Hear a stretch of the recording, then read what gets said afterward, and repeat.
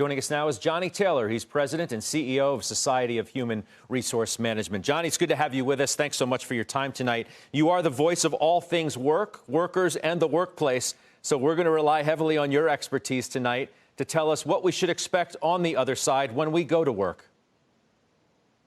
Man, I tell you, it's going to be quite different. As you know, we faced this pandemic, something that none of us in our lifetimes and frankly, grandparents hadn't seen. It's pretty amazing. And we're going to see a significant shift in mentality and approach of workers and workplace in the future. So it's not only the physical workplace that will undoubtedly look differently. We won't be sitting as close to each other as we otherwise did in the past. But talk to me about how we should be thinking about emotionally and mentally, what it's going to be like to go back to work, the anxieties that are going to undoubtedly be there throughout the duration of this crisis. Well, Scott, that's the real issue, is everyone is focused right now on the current issue. When will we peak?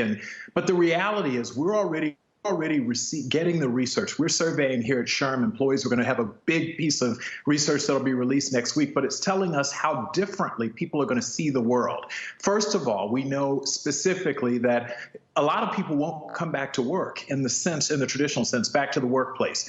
In the past, we always said remote work was something we did as an accommodation for employees. And what we're finding now is a lot of employees are actually will be afraid to come back. They're like, yeah, I got over it, but others, I can continue to get this disease. So we're going to see a significant increase of employees requesting work from home permanently.